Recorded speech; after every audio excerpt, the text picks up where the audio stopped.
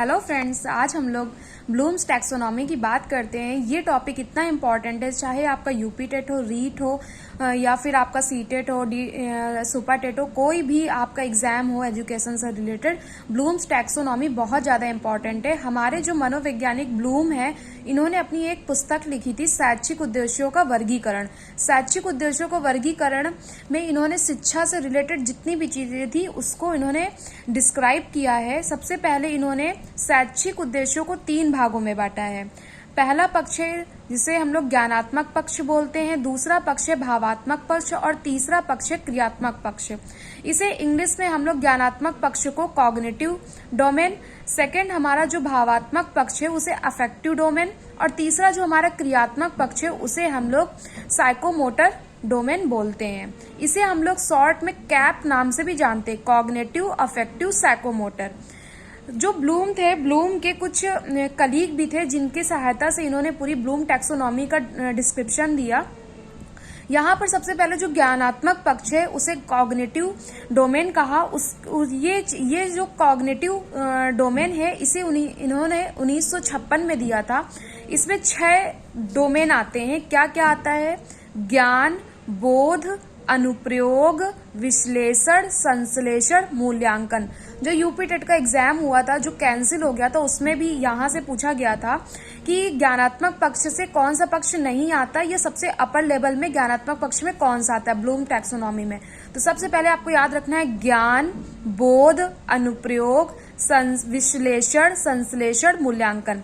देखिए, इसमें कहने का मतलब ये है कि अगर कोई भी स्टूडेंट है, किसी भी फील्ड का है, या प्राइमरी, जूनियर या अपर क्लासेस का है, तो सबसे पहले आपको किसी भी चीज का ज्ञान होगा।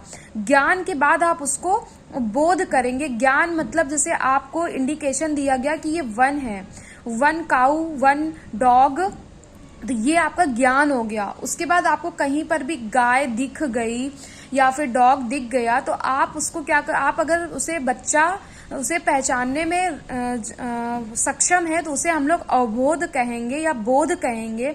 उसके बाद फिर स्टूडेंट जो होता है वो अनुप्रयोग करने लगता है। अनुप्रयोग का मतलब है यदि बच्चे को हमने 1-2 नंबरिंग सिखा दिया, उसके बाद हमने उसको कोई भी फार्मूला बता दिया, फिर वो अनुप्रयोग करने लगेगा। जैसे हम लोगों ने कोई भी मैथ्स का कोई भी एक्सरसाइज स्टार्ट किया, उसको हमने सबसे पहले उस एक्सरसाइज के बारे में ज्ञान करा दिया, फिर थोड़े से हम लोगों ने उसको फार्मूला बता दिया, फिर उसके बाद 1-2 क्वेश्चन बता दिए। उसके बाद बच्चे ने खुद ही जितने भी एक्सरसाइज में क्वेश्चन थे उसने एप्लीकेशन स्टार्ट कर दिया। इसे अनुप्रयोग कहेंगे।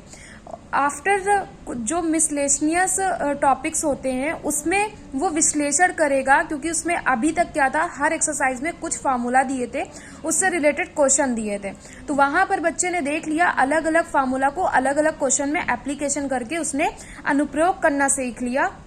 लेकिन जहां पर सभी मिक्स वाले क्वेश्चन होंगे वहां पर वो विश्लेषण करेगा कि किस क्वेश्चन पे कौन सा फार्मूला लगेगा, तो इसे हम विश्लेषण कहेंगे।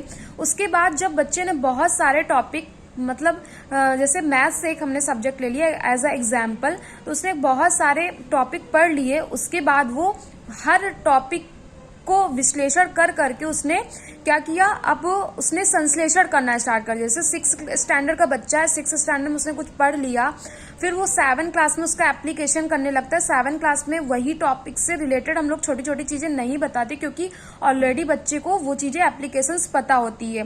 फिर वो अपने ज्ञान का संश्लेषण करने लगता है। संश्लेषण होता है छोटे छोटे ज्ञान जो उसने विश्लेषण करके सीखा है उसको संश्लेषित कर देना, सिंथेसिस कर देना, उसे जोड़ देना। उसके बाद जब बच्चे का एग्जाम होता है वो कहलाता है मूल्यांकन।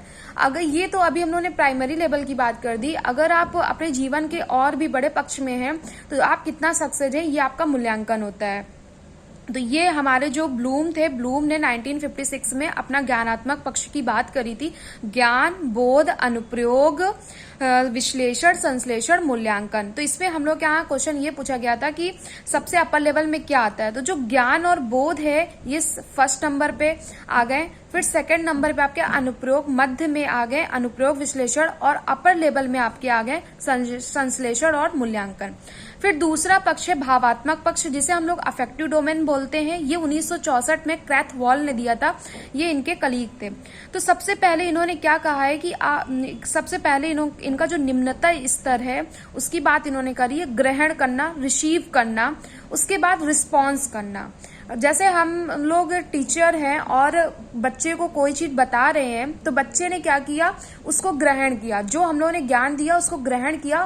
फिर हमने जब उससे क्वेश्चन पूछा तो उसने अनुक्रिया किया। तो क्रैथवॉल ने कहा कि यहाँ पर बच्चा क्या करता है, सबसे पहले जो उसका निम्नतर स्तर है वो ज्ञान को रिसीव करेगा, उसके बाद उसके प्रति अनुक्रिया करेगा, रिस्पॉन्स करेगा।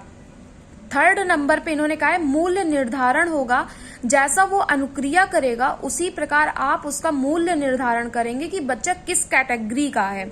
अगर हमने कोई टॉपिक पढ़ाया, जैसे साइंस का कोई टॉपिक पढ़ाया, हीट पढ़ाया या फिर कंप्यूटर पढ़ाया, कोई भी टॉपिक हमने पढ़ाया और उससे रिलेटेड हमने क्वेश्चन किया, अगर बच्चे बहुत जल्दी बताने में सक्षम है, हर बच्चा एक ही क्वेश्चन का अलग अलग आंसर दे रहा है, तो वो क्या सोच रहा है, तो हम फिर उस प्रकार हम लोग उसका मूल्य निर्धारण करेंगे। उसके बाद चौथा इन्होंने बताया संगठन या व्यवस्था, ऑर्गेनाइजेशन की बात करी है। फिर फिफ्थ में इन्होंने चारित्रीकरण की बात करी, कैरेक्टरिस्टिक। यहाँ पर उसका बिल्कुल कैरेक्टरिस्टिक पता चल जाता है कि बच्चे किस क्षेत्र के लिए इंटरेस्टेड है, किस क्षेत्र पे वो एक्सेल करेगा। उसके बाद थर्ड हम बात करते हैं क्रियात्मक पक्ष की, जिसको हम लोग बात करते हैं साइकोमोटर डोमेन की। ये 1969 में सिम्पसन ने दिया था। सबसे पहला हमारा जो था कॉग्निटिव डोमेन, वो ज्ञानात्मक पक्ष जो हमारे ब्लूम ने दिया था। सेकंड जो हमारा था अफेक्टिव डोमेन 1964 में, वो क्रैथवॉल ने दिया था। थर्ड हमारे सिम्पसन ने दिया था साइकोमोटर डोमेन 1969 में। ये सारे तीनों नियम पूछे जाते हैं। अब यहाँ पे मैंने इनको बताया था आपको कैप से याद करना है और 656 से याद करना है। 656 का मतलब है कि जो हमारा ज्ञानात्मक पक्ष है उसमें 6 डोमेन है, फिर जो हमारा भावात्मक पक्ष है उसमें 5 डोमेन है, और तीसरा जो हमारा साइकोमोटर है जिसे सिम्पसन ने 1969 में दिया था उसमें भी 6 डोमेन है। इनके 6 डोमेन की हम लोग चर्चा करते हैं। सबसे पहले उद्दीपन आता है। उद्दीपन का मतलब होता है आपके सामने कोई समस्या रखी जाती है। समस्या मीन्स वो जिंदगी में भी समस्या हो सकती है या फिर किसी स्टूडेंट के सामने कुछ भी हम लोग उसको जैसे यहाँ पर भावात्मक पक्ष में अनुक्रिया के बारे में बोला गया था, इसी तरह उद्दीपन एक ऐसी चीज होती है जिसको आप देख कर, सुन कर, महसूस करके आप रिएक्ट करते हो, ये चीज अनुक्रिया कहलाती है। हम लोगों ने छोटे बच्चों के सामने एप्पल रख दिया और उनको ये चीज दिखाया कि अगर ये जो एप्पल है, अगर आप फर्स्ट आते हैं या फिर जो मैं क्वेश्चन पूछी हूँ अगर आप आंसर करते हैं तो मैं आपको ये एप्पल दे दूंगी। तो वहां पर ये तो बच्चा क्या करता है, कार्य करना प्रारंभ कर देता है, उसके अंदर एक लगन आ जाती है जिसको हम लोग स्कूल में प्राइज भी बोलते हैं कि हम लोग प्राइज रखते हैं। तो वो जो प्राइज है वो बच्चे के लिए उद्दीपन का काम करेगा। इवन अगर अभी हम लोग हैं लर्नर्स हैं, अगर हम लोग यूपी टेट की प्रिपरेशन कर रहे हैं, सीटेट की प्रिपरेशन कर रहे हैं, तो हमारे पास उद्दीपन का काम कर रहा है जॉब। तो हम लोग के सामने जॉब रखी गई, इसीलिए हम लोग पढ़ाई कर रहे हैं। और तो ये हो गया क्रियात्मक। क्रियात्मक का मतलब है क्रिया करना। तो जब आपके सामने कोई उद्दीपन होता है, कोई उद्देश्य होता है, तब आप कार्य करना स्टार्ट कर देते हैं। तो सिम्पसन के अकॉर्डिंग जो सबसे पहला निम्नतर स्तर है वो है सबसे पहला उद्दीपन, दूसरा है कार्य करना, तीसरा है शुद्धता या नियंत्रण। आप जो कार्य कर रहे हैं उसमें आप अपना कितना कंट्रोल कर पा रहे हैं, या फिर जैसे आप क्लास में टीचिंग कर रहे हैं तो आप टीचिंग करते टाइम आपको बच्चे इरिटेट कर रहे हैं या फिर आप घर से परेशान हैं, आप टेंस है, आप कितना सेल्फ कंट्रोल करते हैं।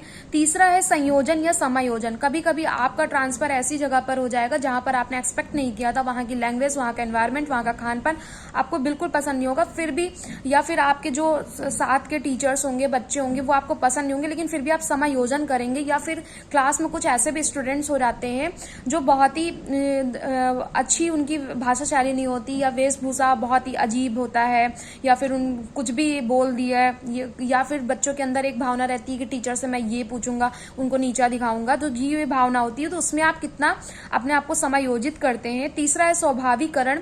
अगर आप जो काम कर रहे हैं वो हैबिचुअल आप उसके हो रहे हैं कि नहीं हो रहे। जो आपका ये ट्रेनिंग पीरियड होता है, जैसे आप बीएड या डीएलएड कर रहे हैं, ये ट्रेनिंग पीरियड में आपको स्वाभाविकरण ही सिखाया जाता है कि आप भावी शिक्षक है तो कितना आप उसके प्रति हैबिचुअल हो रहे हैं, कि आपका जो डेली रूटीन है, सुबह उठना, फिर वहां पे जाना, पूरी ट्रेनिंग लेना, एज अ स्टूडेंट ही आपको, जैसे आप अभी तक 10th 12th करके आ रहे थे, वहां पर आपको कैसे ट्रीट किया जा रहा था, उसी तरह आप एक बच्चे की तरह वहां पर आते हैं, तो वो फिर आपके स्वभाव में आ जाता है, फिर स्वभाव में वो आपकी आदत बन जाती है। तो सिम्पसन के अकॉर्डिंग जो क्रियात्मक पक्ष है, साइकोमोटर डोमेन है, उसमें सबसे जो उच्चतर स्तर है वो आदत निर्माण है।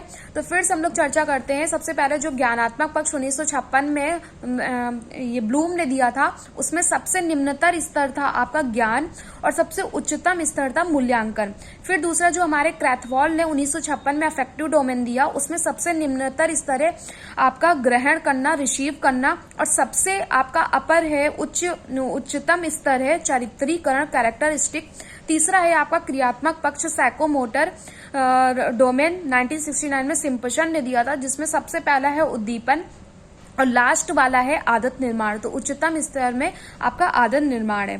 तो इस तरह जो हमारे ब्लूम टैक्सोनॉमी है, तो वो 1956 में दिया गया और इन्होंने इसको कैप के अकॉर्डिंग बांट दिया, कॉग्निटिव, अफेक्टिव और साइकोमोटर।